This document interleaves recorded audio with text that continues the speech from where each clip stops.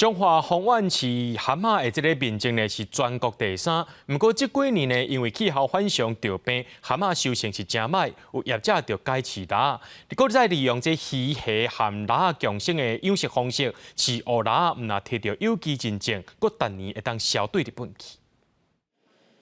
几车载的乌垃是今年头一批准备销去日本的货。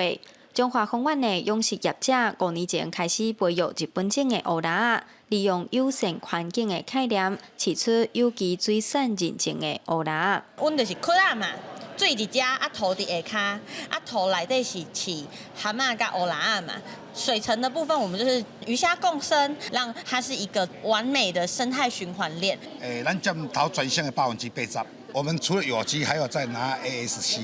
就是国际认证。业者表示，因5年前为饲蛤蟆改饲乌垃，即阵乌垃的面积大约有60公顷，一年平均有250吨的乌垃销去日本，是目前外销日本量上大的厂商。差不多105年，我们彰化文蛤开始不好养了，开始发生大病变，就县长在讲那时间发生大病变，我们就改